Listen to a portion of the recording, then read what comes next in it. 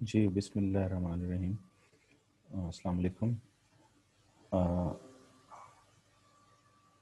आज हम लोगों ने ये चौथा टॉपिक मेरा ख्याल शुरू करना था। मुझे मेरा ख्याल यही है कि impact of long run cost on industry structure, ये हमने शुरू करना था। तो impact of long run cost on industry structure, इसमें ये देखना है कि जो पहला टॉपिक है वो ये है कि कंपटीशन अगर बढ़ जाए तो जो सर्वाइवल ऑफ द फर्म्स हैं उन पे क्या इफ़ेक्ट होते हैं। तो कंपटीशन ज़ाहिर सी बात है, जब ज़्यादा होगा तो फर्म की सर्वाइवल पे फ़र्क पड़ेगा। बहुत सारी फर्म्स ऐसी होती हैं जो कि एडिक्वेट प्रॉफिट जो है वो अर्न नहीं कर रही होती, और जब वो अर्न नहीं करती हैं तो और वो अपनी कॉस्ट कवर नहीं कर पाती हैं, तो उसका रिज़ल्ट यही निकलता है कि उनको बिज़नेस को छोड़ना पड़ता है। जैसा कि यहाँ पे आप लोग देख सकते हैं कि ये यहाँ पर भी यही बात लिखी हुई है कि in order to survive the firm must make the adequate profit. और अगर वो एडिक्वेट प्रॉफिट नहीं अर्न करती हैं तो वो डिसअपेयर हो जाएंगी उसमें से। और उसकी क्या रीज़न हो सकती हैं, क्योंकि कंपटीशन जो है, कंपटीशन का बढ़ना जो है वो प्रॉब्लम क्रिएट करेगा। तो ये चीज़ है। अच्छा, तो ये इसमें पहली जो चीज़ है वो है run out of the cash. Cash से कैश नहीं रहता आपके पास।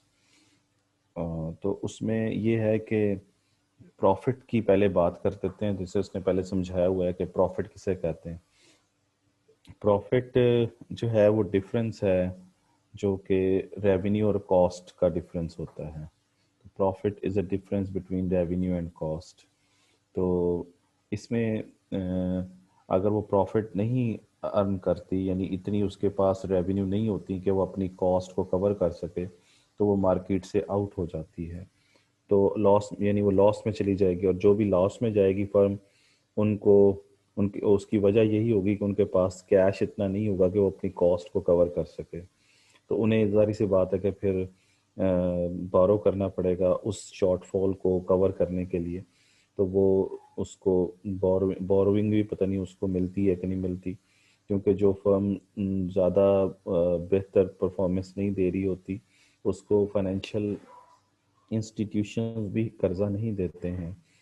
तो इस वजह से उनको अपने स्टाफ को और सप्लायर्स को पेमेंट देने के लिए उसके पास पैसे नहीं होते हैं, तो वो किस सिचुएशन में चली जाती है, वो बंद हो जाती है और वो इंसॉल्वेंट फर्म कहलाती है। इंसॉल्वेंट फर्म या इंसॉल्वेंसी, इस सिचुएशन को इंसॉल्वेंसी कहते हैं। तो इंसॉल्वेंसी जो है वो आपके सामने प्रॉब्लम क्रिएट करेगी। ये एंड पे ये लिखा हुआ है, अभी आज थोड़ा सा ये वर्क नहीं कर रहा। तो बहरहाल ये पहला पॉइंट है कि run out of the cash और प्रॉफिट्स जो है इतने नहीं रहते हैं उसके अंदर। तो पहला पॉइंट समझ आ गया, ये थ्योरेटिकल था सारी चीज़ें। दूसरी जो इसमें पॉइंट है वो क्या है? दूसरा पॉइंट है कि इन्वेस्टर्स प्रेशर। अब इन्वेस्टर्स के पास इतने ज़्यादा बाज़ात प्रॉफिट इतने ज़्यादा नहीं होते हैं, तो उनके जो शेयर होल्डर्स होते हैं वो उनसे डिमांड करते हैं कि आप हमें जो है ना हमारा पैसा वापस करें। और उस सिलसिले में जब जब शेयर होल्डर्स अपने उन प्रॉफिट से सेटिस्फाई नहीं होते हैं तो वो फर्म से कहते हैं कि आप जो है हमें हमारे पैसे वापस करें। तो इस सूरत हाल में ज़ाहिर सी बात है कि वो डिमांड कर रहे होते हैं कि ये जो फर्म है ये किसी दूसरी राइवल फर्म को बेच दी जाए, या उसको कोई राइवल फर्म खुद ही टेक ओवर कर लेती है, या वो फर्म दूसरी फर्म के साथ मर्ज कर जाती है, यानी वो मिल जाती है उसके साथ। इससे ये होता है कि लिक्विडेट वो ये चाह रहे होते हैं, शेयर होल्डर ये चाह रहे होते हैं कि लिक्विडेट करें उनकी इन्वेस्टमेंट को। यानी लिक्विडेट देयर इन्वेस्टमेंट का मतलब ये है कि वो कैश में कन्वर्ट करें उनकी इन्वेस्टमेंट को और उनके पैसा वापस करें।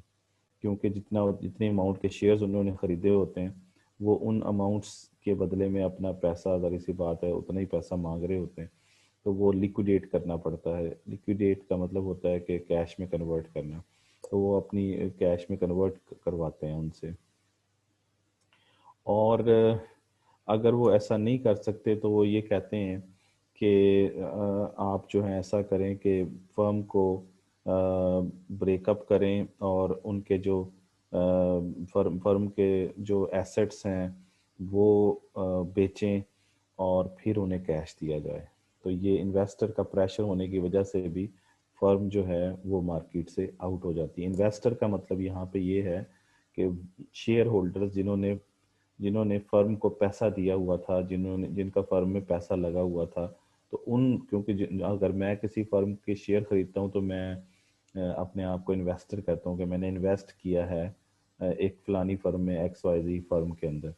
और वो फर्म अगर इतना ज़्यादा प्रॉफिट अर्न नहीं करती है तो मैं या मेरे जैसे कई लोग उनको प्रेशराइज करेंगे कि आप अपनी फर्म को लिक्विडेट करें या फिर इनको ब्रेकअप करके सेल करें एसेट्स और हमारा कैश हमें वापस करें। तो इस वजह से भी फर्म को आउट होना पड़ता है मार्केट से।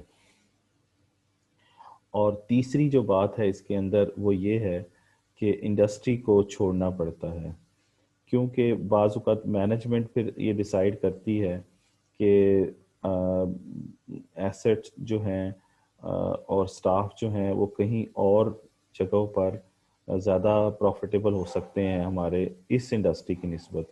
यानी जिस इंडस्ट्री में वो इस वक्त काम कर रहे हैं वहाँ पर शायद इतना प्रॉफिट नहीं है, लेकिन अगर हम अपने स्टाफ को और अपने एसेट्स को किसी और बिजनेस में लगा दें तो वहाँ पर हमें ज़्यादा प्रॉफिट मिल सकता है। तो और वहाँ पर इसलिए कि वहाँ पर कंपटीशन कम है और फर्म जो है बेटरली उसको परफॉर्म कर सकती है, तो वो अपना सारा सिलसिला जो है वो चेंज करके किसी दूसरी तरफ चले जाते हैं। और इस चीज़ को डाइवर्सिफिकेशन भी कहते हैं। डाइवर्सिफिकेशन का मतलब है डाइवर्ट कर देना, डाइवर्ट करते हैं रुख बदल देना। तो अपना रुख पहले अगर आपने एक बिजनेस की तरफ लगाया हुआ था और वहाँ पे प्रॉफिट ज़्यादा नहीं है तो आप अपना रुख जो है वो दूसरी तरफ कर लीजिए जहाँ पर आपको लगता है कि आपको प्रॉफिट ज़्यादा मिलेंगे। उसके बाद जो नेक्स्ट चीज़ है वो ये है कि ये तीन बातें होगी जिनकी वजह से आपको डिसअपेयर होना पड़ता है उस इंडस्ट्री से या उस इंडस्ट्री को छोड़ना पड़ता है। यानी कैश नहीं होता आपके पास, इंडस्ट्री जो है वो अपना इन्वेस्टर जो है वो प्रेशराइज कर रहा होता है और आपको बाज़ औक़ात डाइवर्सिफाई करना पड़ता है, यानी एक इंडस्ट्री को छोड़कर दूसरी इंडस्ट्री की तरफ मूव करना पड़ता है ताकि आप उसको चला सकें बेहतर तरीके से।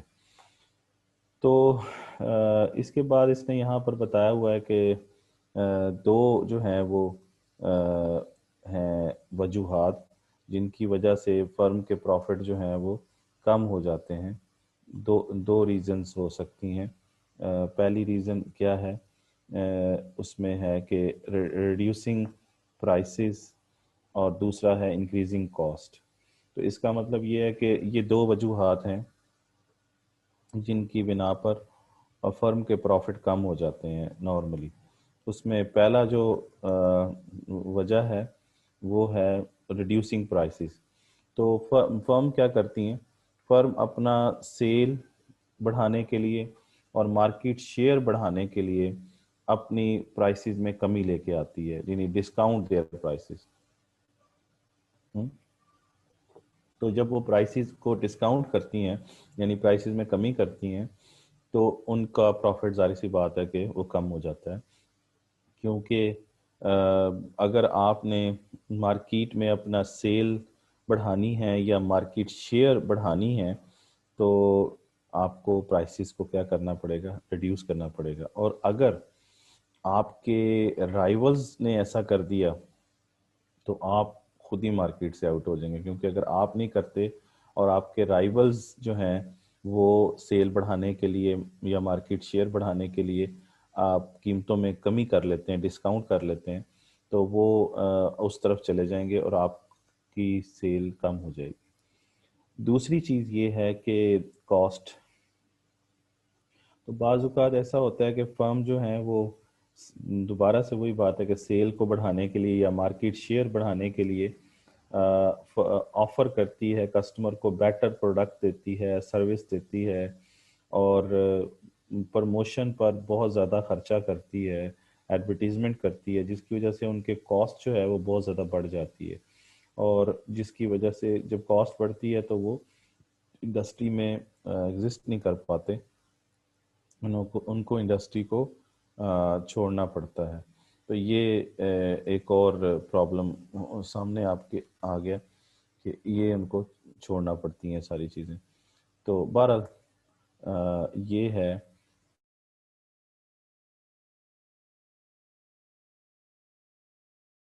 मैंने आपको कोशिश किया है कि समझा दें।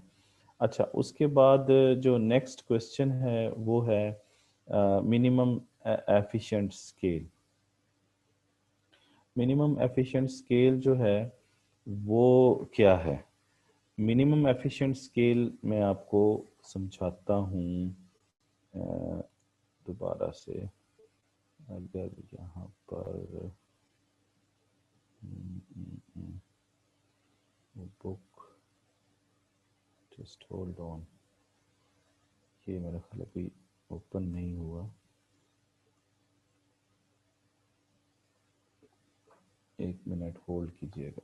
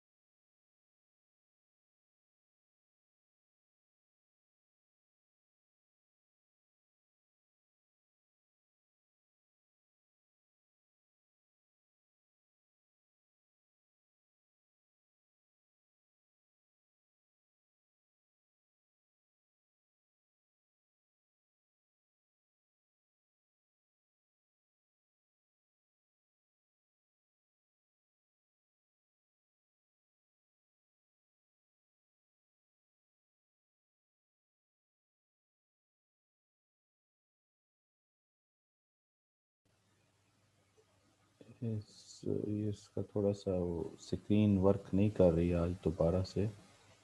मैं ऐसे मैडम मेरे ख्याल आप मेरी आवाज़ सुन रही होंगी। जी सर। ये इसका थोड़ा सा स्क्रीन का इशू है, ऐसे मैं 5 मिनट बाद दोबारा इसको करके ना रीस्टार्ट दोबारा से जी करता जी, हूँ। ठीक है जी सर, ठीक है, जी ओके जी ओके, बाय। जी।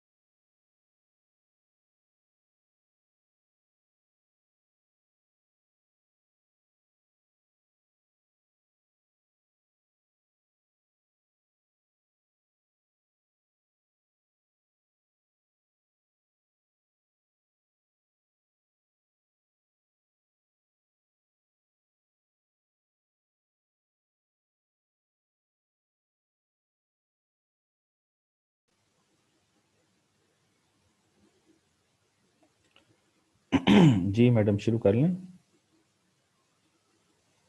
हेलो, जी सर। शुरू कर लें मेरे ख्याल। जी जी सर, प्रॉब्लम सॉल्व हो गया आपका? हाँ जी, लिटिल बिट हो तो गया है, इसको मैं देखता हूँ आज। अभी चले कर ठीक है सर। क्लास तो हाँ जी। ठीक है सर, थैंक यू। जी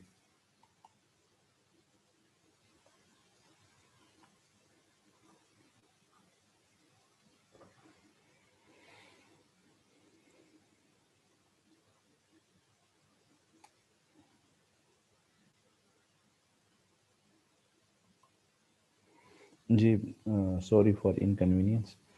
ये हम डिस्कशन कर रहे थे, तो टॉपिक है मिनिमम एफिशिएंट स्केल। तो थोड़ा सा इशू ये है कि ये मेरा जो वन नोट है ये वर्क नहीं कर रहा, लेकिन इसी पे करते ही कोशिश करते हैं। अच्छा, मिनिमम एफिशिएंट स्केल का मतलब क्या है? मिनिमम एफिशिएंट स्केल का मतलब ये है कि जहाँ पर कॉस्ट जो है वो कम से कम हो जाए। जब आप इकोनॉमीज ऑफ स्केल की तरफ जाते हैं तो आप ये बात समझते हैं कि, जस्ट अ मिनट जी, ये देखें, ये है डेफिनेशन मिनिमम एफिशिएंट स्केल की। इस पे लिखा हुआ है, minimum efficient scale is the lowest level of output which the firm can achieve minimum average cost. This is minimum efficient scale is the lowest level of output at which the firm can achieve minimum average cost. तो ये आपके सामने average cost curve है, LSE बना हुआ है। यहाँ पर कॉस्ट है, ये आउटपुट है। तो इसके अंदर आप देखें कि, थोड़ा सा इसको बड़ा कर लें तो, अच्छा अब यहाँ पे देखें तो यहाँ पे नज़र आ रहा है कि मिनिमम, ये जो एवरेज कॉस्ट है, ये मैं आपको यहाँ पे बना के भी समझा दूँ। ये आउटपुट है, ये कॉस्ट है, ये एवरेज कॉस्ट कर्व है।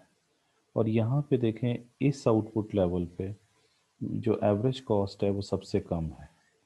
और इसका मतलब ये है कि ये जो होगा ना, ये आउटपुट लेवल और इस पे जो कॉस्ट होगी वो सबसे कम है, इसको हम मिनिमम एफिशिएंट स्केल कहेंगे।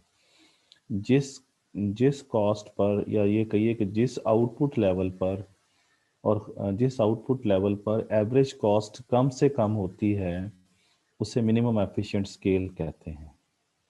लेकिन आप ये देखें कि इससे आगे भी एवरेज कॉस्ट स्ट्रेट है, बिल्कुल मतलब हॉरिजेंटल है। इसका मतलब है कि एवरेज कॉस्ट इसके बाद भी जो है वो सेम रही है। और इस आउटपुट लेवल पे अगर हम देखें तो इस पर भी वो, यानी इस पूरे रीजन के अंदर, ये वाला पूरा जो रीजन है जिसको मैं हाईलाइट कर रहा हूँ, इसके अंदर आपको नज़र आ रहा है ये वाला सारा रीजन, इसमें एवरेज कॉस्ट जो है वो सेम है इस पूरे रीजन के अंदर।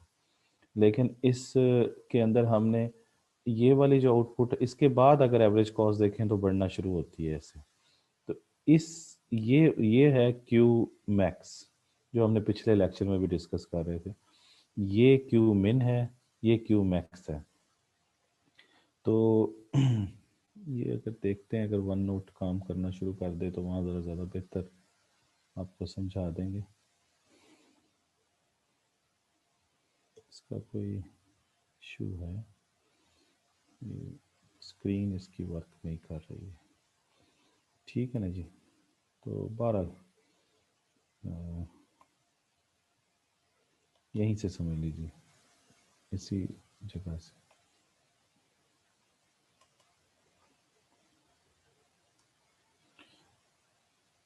हम्म,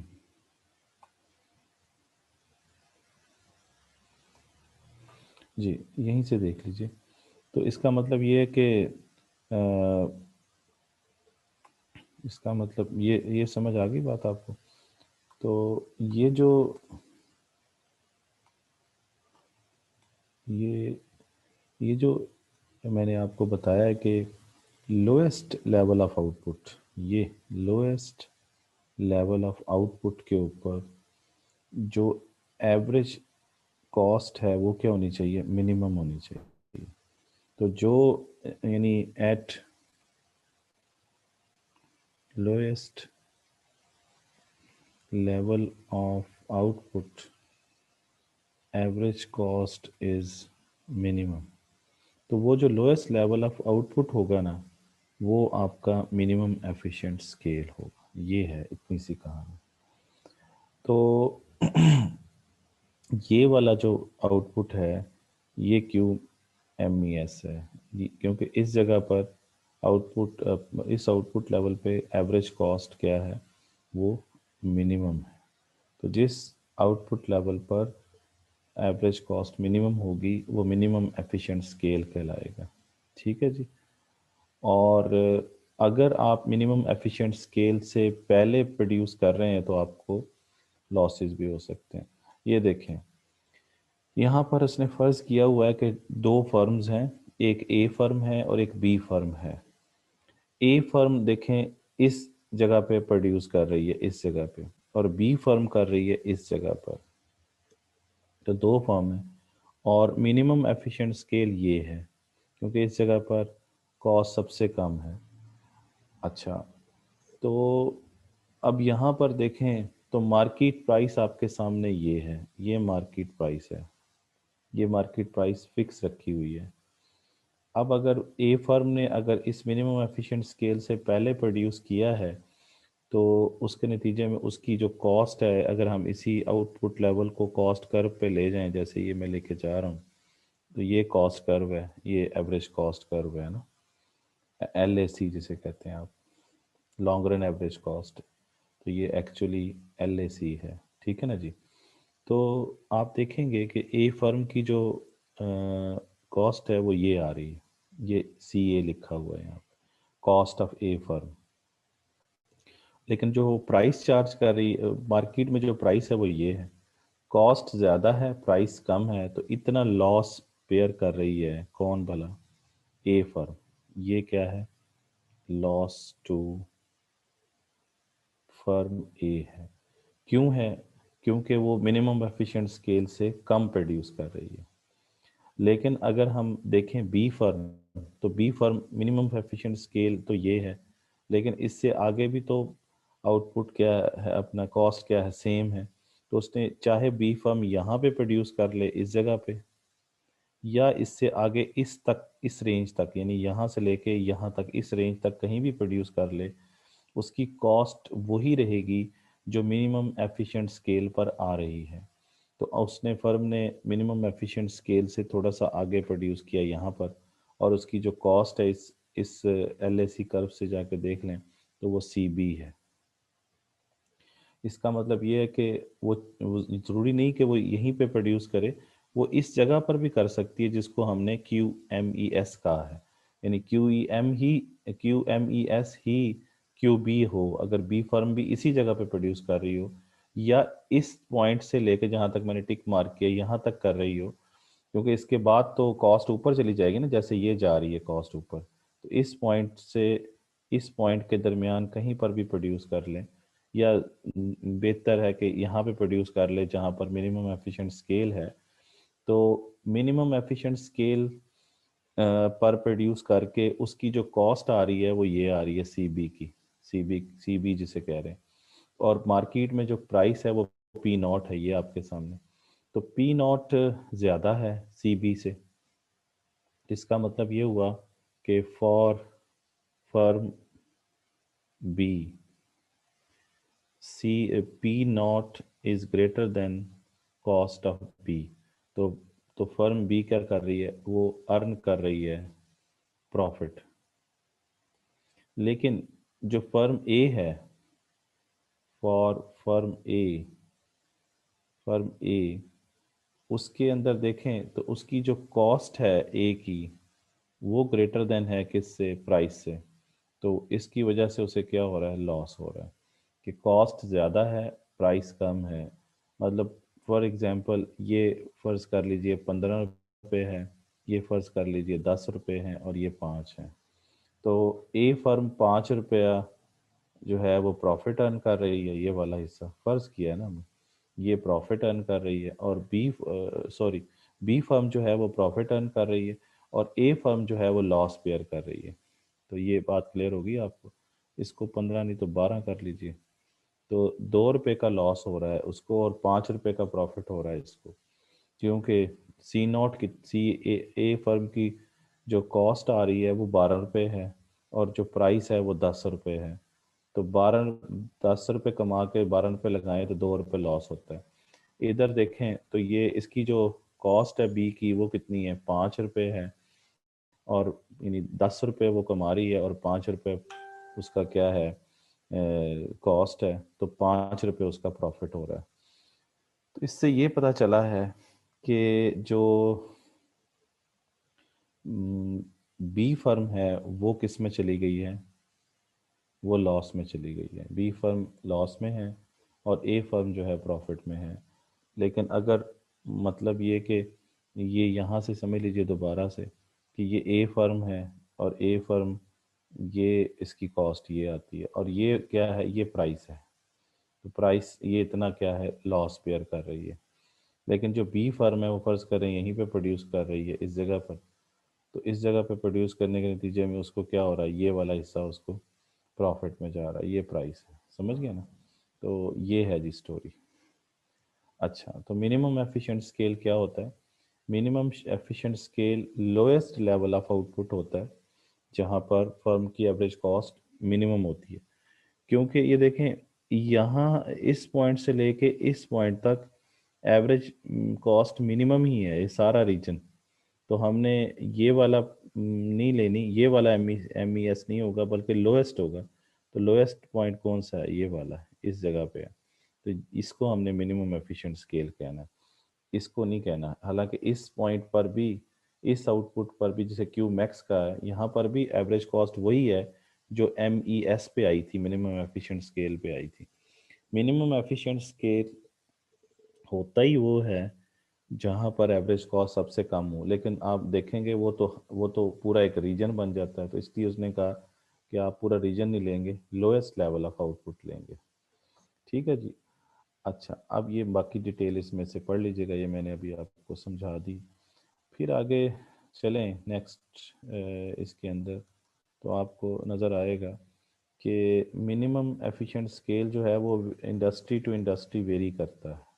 और ये भी जेन में रखें कि मिनिमम एफिशिएंट स्केल जो है वो एक इंडस्ट्री के लिए सेम होता है। यानी ये होता भी एक इंडस्ट्री के लिए और होता भी सेम है। और इसमें एक अजम्पशन हम ये लेते हैं कि क्योंकि एक इंडस्ट्री का एक मिनिमम एफिशिएंट स्केल निकाला जाता है, वैसे जैसे फैन इंडस्ट्री है उसमें 50 फर्म है, तो 50 फर्म का मिनिमम एफिशिएंट स्केल सेम होगा। और ये इंडस्ट्री के लिए होता है, ओवरऑल एक इंडस्ट्री के लिए। जैसे यहाँ पर भी लिखा हुआ है कि there is an industry there is a minimum efficient scale. और फिर ये है कि इसमें ये फ़र्ज़ किया जाता है कि ये जो long run average cost curve है, ये तमाम इंडस्ट्री में जितनी भी फर्म्स हैं सबका यही एक ही कॉस्ट है। यानी ये भी अजम्पशन है इसके अंदर कि all firms in the industry have the same long run average cost curve.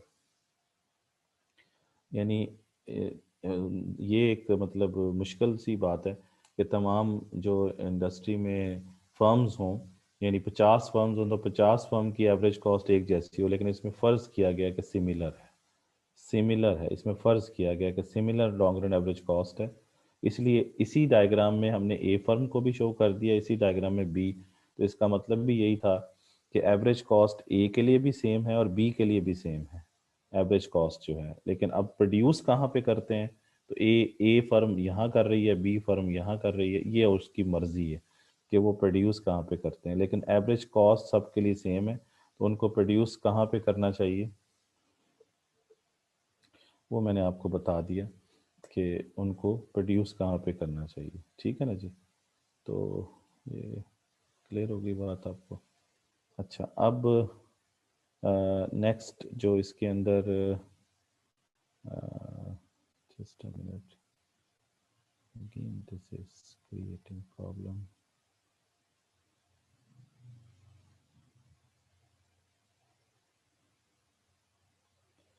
Okay, जी, तो इसका मतलब ये है कि जस्ट अ मिनट, मैं आपको मिनिमम एफिशिएंट स्केल बता रहा था। अ,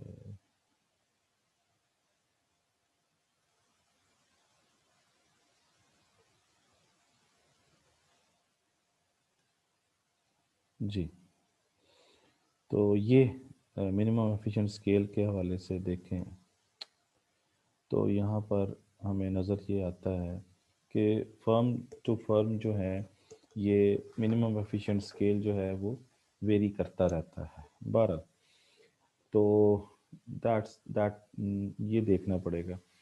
तो 12, अब इसके बाद नेक्स्ट टॉपिक है, ये भी थ्योरेटिकल क्वेश्चन ही है। तो इसमें है कि alternative strategies for the firms क्या होती हैं। तो alternative strategies for the firm क्या है? अच्छा, alternative strategies of the firm क्या है, मतलब ये कि अगर एक एक इंडस्ट्री के अंदर इकोनॉमीज ऑफ स्केल हो जाएं तो उससे ये होता है कि सिर्फ लार्ज फर्म ही एग्जिस्ट करती हैं और जो छोटी फर्म्स होती हैं वो उसको छोड़ देती हैं, वो उसको, क्योंकि वो लॉस में चली जाती हैं। और जाहिर सी बात है कि अगर ऐसी सिचुएशन है जिसके अंदर आपको ये नज़र आ रहा है कि आप एग्जिस्ट नहीं कर पाएंगे, तो आप अल्टरनेटिव स्ट्रेटजीज की तरफ चले जाएंगे, क्योंकि आपको नज़र आता है कि मार्केट में चंद एक बड़ी फर्म्स हैं और बड़ी फर्म्स यानी लार्ज स्केल पे प्रोड्यूस कर रही होती हैं। तो लार्ज स्केल पर प्रोड्यूस करने का नतीजा ये निकलता है कि उनका लार्ज स्केल में प्रोड्यूस करने का नतीजा ये निकलता है कि उनको इकोनॉमीज ऑफ स्केल हासिल हो रही होती हैं। तो वो फिर इकोनॉमीज ऑफ स्केल होने की वजह से उनकी एवरेज कॉस्ट बहुत ज़्यादा कम हो जाती है, और जो छोटी फर्म्स होती हैं उनके लिए मार्केट में एग्जिस्ट करना मुश्किल हो जाता है। तो इस वजह से ये सारी चीज़ें हो रही होती हैं वहाँ पे। जैसे आप यहाँ पे पढ़ें कि alternative strategies of the firm में क्या कहता है, the existence of the significant economies of scale in an industry leads to the largest firm surviving. ये वही बात है जो मैं अभी आपसे कर रहा था कि अगर significant economies of scale exist कर रही हूँ तो लार्ज फर्म ही एग्जिस्ट करेंगी, बाकी फर्म छोड़ जाएंगी। और इसलिए क्या होता है कि कुछ फर्म डेलिबरेटली, यानी डेलिबरेटली का मतलब होता है जानते बूझते हुए, सोचते समझते हुए अपनी फिक्स कॉस्ट जो है वो बढ़ा देते हैं ताकि इंडस्ट्री से आउट किया जा सके राइवल्स को। क्योंकि देखें, नई फर्म मार्केट में अगर आना चाहेगी तो वो ये चीज़ नोटिस करेगी कि उनकी आने के लिए सबसे पहले तो उन्हें फिक्स कॉस्ट बेयर करनी पड़ेगी। तो क्या वो फिक्स कॉस्ट बेयर कर सकते हैं? अगर तो वो फिक्स कॉस्ट बेयर कर सकते हैं तो फिर तो वो मार्केट में एंटर होते हैं, वरना नहीं होते। और अगर आप ये चाहते हैं कि नई फर्म मार्केट में ना आए तो आप फिक्स कॉस्ट इतनी बढ़ा दें कि नई फर्म मार्केट में आते हुए कई दफ़ा सोचें। तो बहरहाल इस सूरत हाल में हमने ये देखना है कि अगर ऐसी सिचुएशन हो जाती हैं तो अल्टरनेटिव स्ट्रेटजीज़ क्या होती हैं। तो उन अल्टरनेटिव स्ट्रेटजीज़ में हमें ये देखना है कि क्या क्या है उसके अंदर। जैसे यहाँ पर आप देखें तो deliberate increase in industry fix cost है, पहली बात जो मैंने अभी आपको समझाई। फिर है डिफरेंशिएशन स्ट्रेटजीज, और फिर है आउटसोर्सिंग, और फिर क्या है ऑफशोरिंग। तो ये 4 स्ट्रेटजीज हैं जो कि अडॉप्ट की जा सकती हैं, जो कि स्मॉल फर्म्स अगर कर लें तो वो सरवाइव कर सकती हैं इसके अंदर, इंडस्ट्री के अंदर या फर्म मार्केट के अंदर। तो ये उस सूरत हाल में बता रहे हैं कि जब लार्ज फर्म हो और वो आपको अंदर आने ना दे तो आप क्या क्या कर सकते हैं। तो यही लिखा हुआ है कि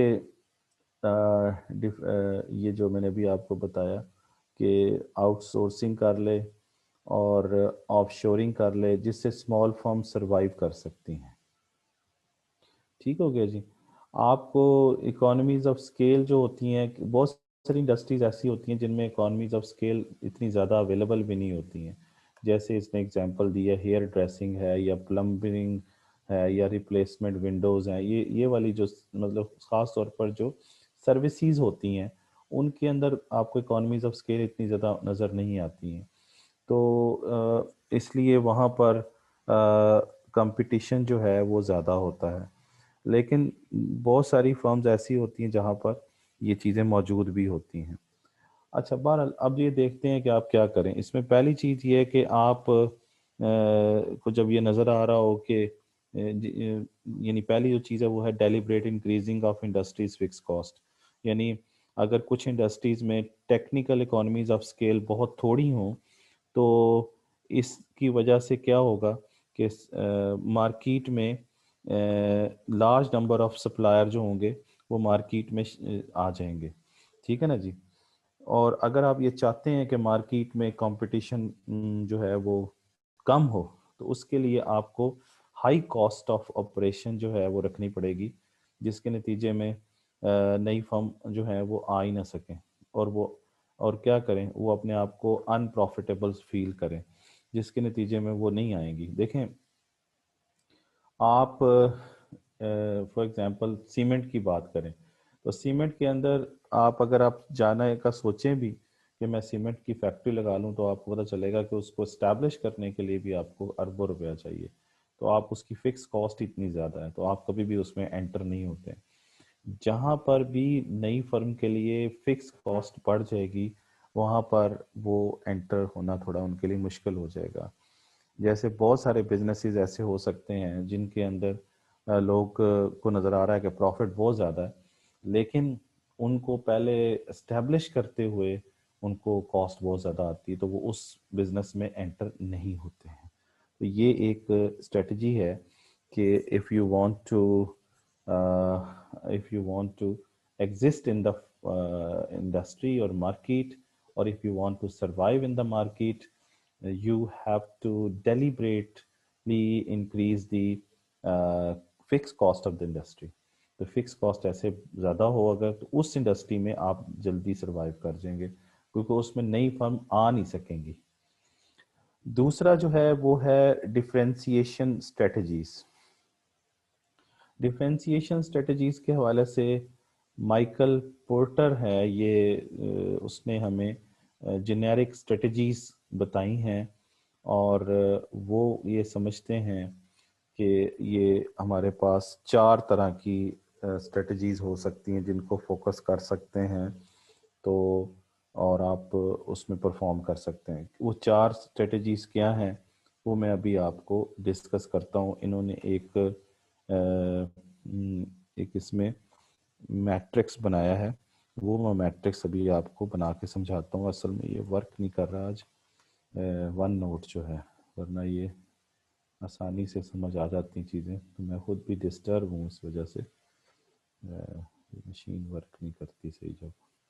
तो बहरहाल देखते हैं, अगर ये ओपन होता है दोबारा, मैंने ओपन किया है इसको।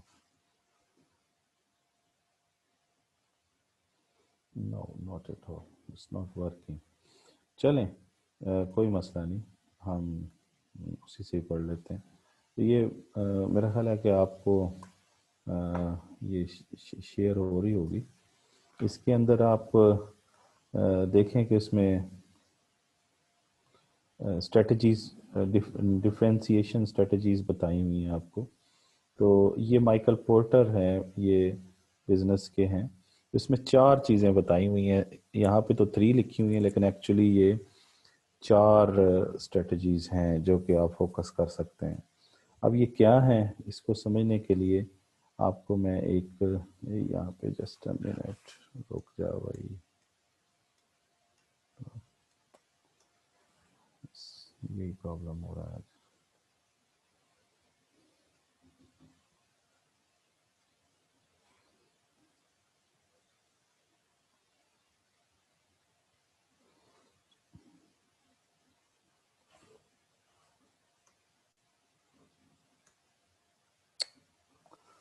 ओहो,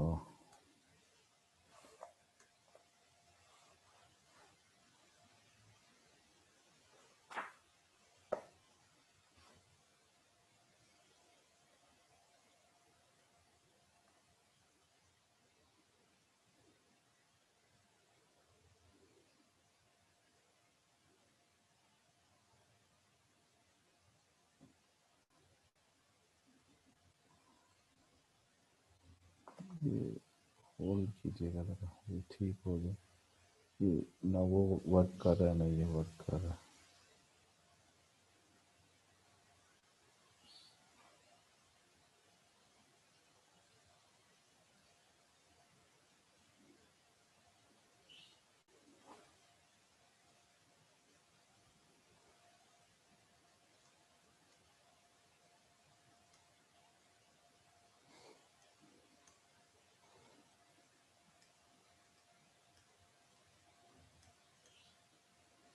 जी, ये मैं डिस्कस कर रहा था। अगर ये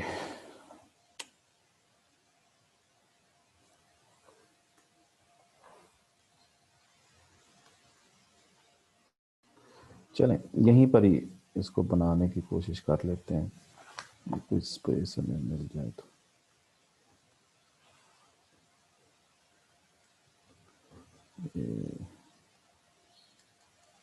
वेट वेट वेट।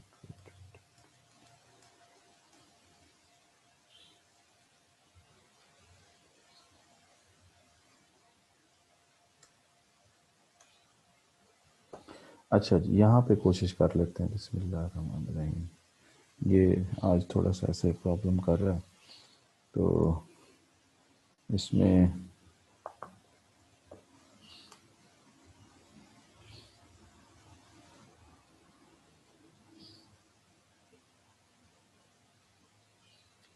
ये ज़रा समझिएगा। ये इस तरीके से कॉलम होता है, इस तरीके से रो होती है। रो वाइज ऐसे होता है और कॉलम जो है वो ऐसे होता है, ठीक है। तो यहाँ पर कंपैटिटिव जो एडवांटेज है, यहाँ पर हमने लिखना है कंपैटिटिव एडवांटेज। और वो एडवांटेज दो तरह का हो सकता है, या कॉस्ट का एडवांटेज हो सकता है या प्रोडक्ट की डिफरेंशिएशन का हो सकता है। तो डिफरेंशिएशन का मतलब है यूनिकनेस, ठीक है ना जी। और दूसरी तरफ जो है हमारे पास स्कोप है। स्कोप को आप टारगेट भी कह सकते हैं। Scope means target. तो दो स्कोप हैं आपके पास। एक है ब्रॉड मार्केट, ब्रॉड मार्केट का स्कोप है, और दूसरा जो है वो निची मार्केट इसे कहते हैं। तो NIC निशी या निशी मार्केट। निची मार्केट जो है इसको नैरो मार्केट भी कहते हैं, इसको नैरो मार्केट भी कहते हैं। तो इसका मतलब ये है कि माइकल जो पोर्टर है, Michael Michael porter, Michael porter उसने हमें ये 1985 में उसने ये चीज़ डिस्कस की थी। और उसने हमें ये कॉस्ट एडवांटेजेस और स्कोप ऑफ द मार्केट के हवाले से चार स्ट्रेटजीज डिस्कस की थी। इनको जेनेरिक स्ट्रेटजीज कहा जाता है। इन्हें क्या कहते हैं? Generic. GENERIC, generic strategies, generic strategies. अच्छा जी, अब इसमें ज़रा देखें कि क्या क्या है इसके अंदर। अगर हम कॉस्ट का हमें एडवांटेज हो और हम ब्रॉड मार्केट में काम कर रहे हों, इसके अंदर देखें ना, तो ये इस तरफ ये कॉस्ट और इस तरफ ये ब्रॉड मार्केट। तो कॉस्ट एडवांटेज और ब्रॉड मार्केट, तो इसे हम क्या कहते हैं? Cost leadership. यानी इसके अंदर आपका जो इस चीज़ के अंदर, यानी ए सेल के अंदर, इसको ए कह लीजिए, इसको बी कह लीजिए, इसको सी कह लीजिए, इसको डी कह लीजिए। तो ए का मतलब क्या है? ए का मतलब है कॉस्ट लीडरशिप। Cost leadership. और कॉस्ट लीडरशिप में क्या होता है, टारगेट क्या होता है, स्कोप या टारगेट एक ही बात है।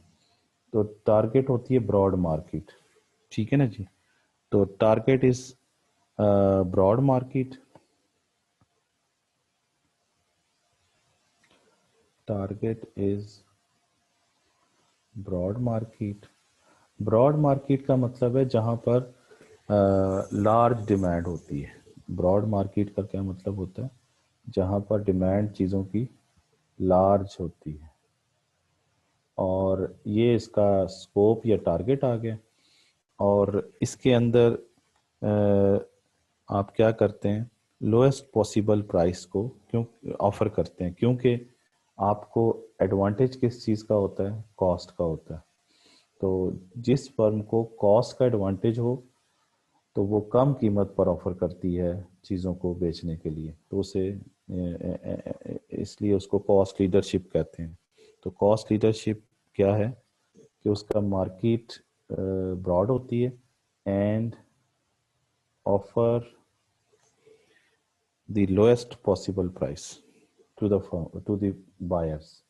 Offer the lowest possible price to buyers.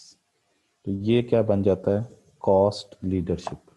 ये ए यहाँ पे क्या है, कॉस्ट लीडरशिप। समझ गए, ए जो है। अच्छा, तो ए सेल समझ आ गया आपको। ए सेल का मतलब है कि उस फर्म को कॉस्ट का एडवांटेज है और ब्रॉड मार्केट है, क्योंकि यहाँ पर एडवांटेज दो हो सकते हैं, या ये हो सकता है या ये हो सकता है, दो एडवांटेजेस हैं। या डिफरेंशिएशन का एडवांटेज है कि आप चीज़ इतनी डिफरेंट बनाते हैं जो कोई नहीं बनाता। बी सेल के अंदर आ जाएं।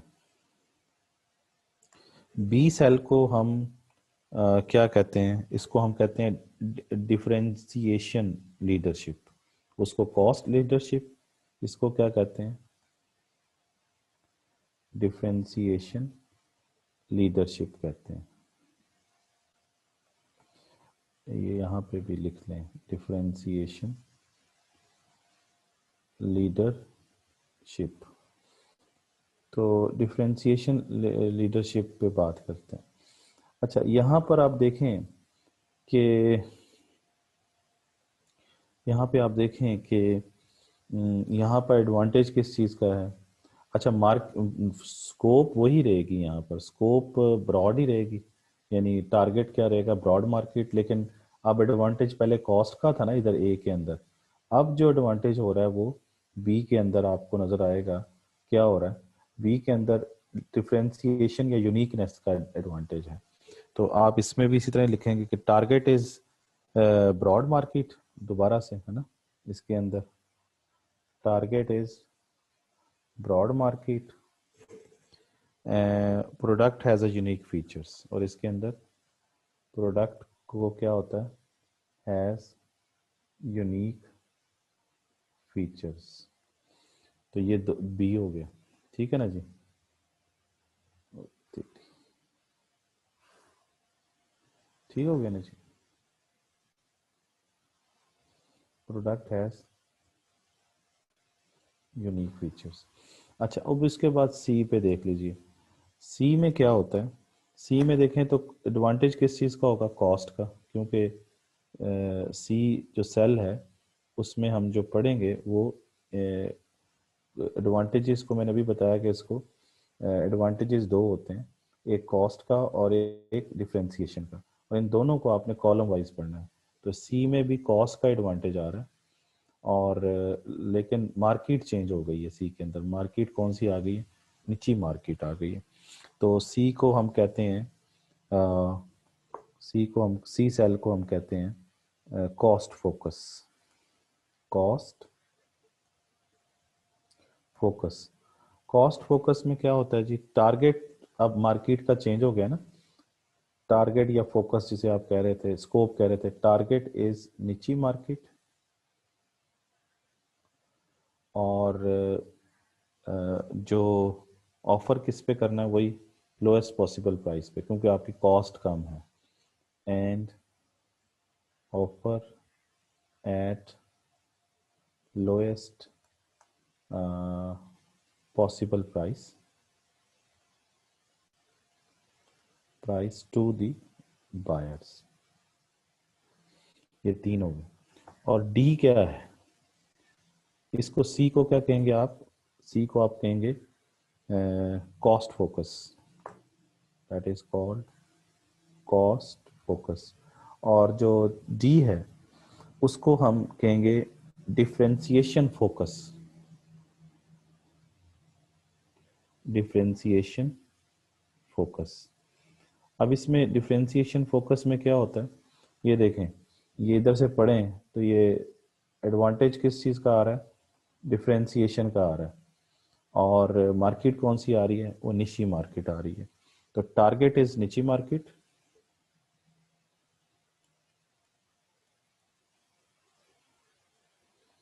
और product has a unique features, क्योंकि डिफरेंशिएशन है ना, यूनिकनेस है। Product has unique features. तो ये है जी स्टोरी, जिसके अंदर मैंने डिफरेंशिएशन स्ट्रेटजीज आपको बता दी, जो कि माइकल पोर्टर ने बताई हैं, चार हैं, चारों मैंने आपको बता दी। इसको आप मज़ीद यहाँ से पढ़ लीजिएगा, आपको समझ आ जाएगा। अच्छा, उसके बाद चूंकि हम लोग पढ़ रहे हैं alternative strategies for the firms, तो उसमें पहला मैंने कहा कि फिक्स कॉस्ट बढ़ा दीजिए, दूसरा ये डिफरेंशिएशन स्ट्रेटजीज आ गई, तीसरा है ऑफ आउटसोर्सिंग। आउटसोर्सिंग में क्या होता है, outsourcing refer to a transferring an activity previously conducted by the firm by itself to an outside contractor, है ना। इसका मतलब ये है कि पहले आप क्योंकि एक फर्म जो है वो बहुत सारे प्रोसेस कर रही होती है, बहुत सारी एक्टिविटीज कर रही होती है। जैसे फर्ज कीजिए कि कार है, तो कार एक एक फर्म के बस में नहीं है कि वो कार बना ले। वो फर्म हो सकता है कि इंजन बना ले, उसकी बॉडी के लिए वो आयरन किसी से ले, फिर उसमें जो प्लास्टिक का काम है वो प्लास्टिक वाली फर्म से ले, शीशे जो है वो किसी और से ले, फिर इसी तरीके से सीटें किसी और से लें, या वो खुद भी अगर सारा करती है तो वो बड़ा मुश्किल हो जाता है। तो जब वो मुश्किल हो जाता है या उसके लिए कॉस्टली हो जाता है, तो फिर वो क्या करते हैं, आउटसोर्सिंग करते हैं। तो जो पहले वो एक एक्टिविटी खुद कर रहे होते हैं, वो किसी भी कॉन्ट्रैक्टर से करवा लेते हैं अपने मुल्क के अंदर या अपने मुल्क से बाहर। और अगर यही आउटसोर्सिंग अपने मुल्क से बाहर हो जाए तो उसे ऑफ शोरिंग कहते हैं। शोर कहते हैं साहिल समंदर को, ऑफ शोरिंग का मतलब है कि आप साहिल से दूर हो जाएं, इसका मतलब ये है कि आप मुल्क से बाहर चले जाएं। तो ऑफ शोरिंग जो है वो भी आउटसोर्सिंग है, लेकिन एक कंट्री से दूसरी कंट्री में हो जाती है वो, यानी एक फर्म दूसरी फर्म से कोई एक्टिविटी या कोई भी बिजनेस एक्टिविटी जो है वो करती है, लेकिन वो खुद नहीं करती, बल्कि अपने मुल्क से बाहर किसी फर्म से वो काम करवा लिया जाता है। तो ये ऑफ शोरिंग हो जाता है। तो ऑफ शोरिंग का मतलब है कि आप एक ऐसी बिजनेस एक्टिविटी जो पहले आप खुद करते थे, अब वो खुद नहीं कर रहे, बल्कि आप क्या कर रहे हैं, आप बाहर से वो चीज़ मंगवा रहे हैं, दैट इज़ ऑफ शोरिंग। और ये आउटसोर्सिंग ही है। Outsourcing with in the country भी हो सकती है, और आउटसाइड आउटसाइड दी कंट्री भी हो सकती है। तो अगर आउटसाइड दी कंट्री हो रही है तो वही आउटसोर्सिंग ऑफ शोरिंग बन जाती है। ठीक हो गया जी। तो ये कहानी यहाँ तक समझ आ गई आपको। तो बहरहाल ये ख़त्म हो गया alternative strategies for the firm. आज थोड़ा सा इशू है, ये सही काम नहीं कर रहा। उसके बाद आगे चलें तो आपको मज़ीद कुछ चीज़ें, चैप्टर तो ये वैसे ख़त्म हो गया है, लेकिन इसमें एक आधी चीज़ रह गई है, वो हम ज़रा देख लेते हैं वो क्या रह गई है। जैसे आप देखें कि अल्टरनेटिव स्ट्रेटजीज़ मैंने आपको बता दी। तो अल्टरनेटिव स्ट्रेटजीज़ में क्या है कि आप एक तो फिक्स कॉस्ट बढ़ा दीजिए, ताकि नई फर्म्स मार्केट में एंटर ही ना हो सके। ठीक है ना जी। दूसरा क्या है, दूसरा ये है कि डिफरेंशिएशन स्ट्रेटजीज, जो मैंने भी आपको माइकल पोर्टर की समझाई हैं। ये डिफरेंशिएशन स्ट्रेटजीज, ये फिक्स कॉस्ट का बढ़ाना, ठीक है ना जी। और इसमें उसने ये सारी बताई हुई हैं, तो आप इसको पढ़ लीजिएगा। मैंने आपको उसका एक मैट्रिक्स बना के बनाया समझाया। फिर ऑफशोरिंग, अभी मैं बता रहा था आपको कि offshoring is a practice of shifting business activity और a firm as a whole to another country which are lower, जहाँ पर कॉस्ट क्या है, कम है, तो पूरी फर्म ही वहाँ पे शिफ्ट कर दी जाती है। जैसे पाकिस्तान में बहुत सारे लोगों ने जब बिजली का प्रॉब्लम था यहाँ पे, तो अपनी सारा बिजनेस इंडिया में और बांग्लादेश में शिफ्ट कर दिया था, तो वो ऑफशोरिंग कंपनी बन जाती है, जिसमें फर्म कोई एक एक्टिविटी या एज ए होल पूरी फर्म ही शिफ्ट कर देते हैं जहाँ पर कॉस्ट कम होती है, तो ये ऑफशोरिंग है। ठीक है ना जी।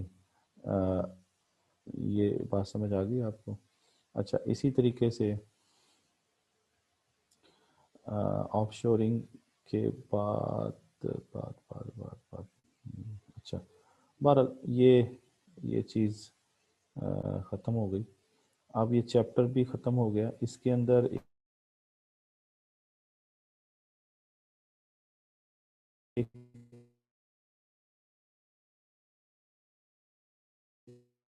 एक चीज़ रह गई है कि रिव्यू ऑफ इंडस्ट्री स्ट्रक्चर, तो आज चूँकि वो थोड़ा सा वर्किंग सही नहीं है, तो यहीं से नेक्स्ट कल शुरू कर लेंगे इंशाल्लाह ताला। आज इतनी क्लास कर लेते हैं, ठीक है। Thank you very much and अल्लाह हाफिज़। इसको एंड कर दें।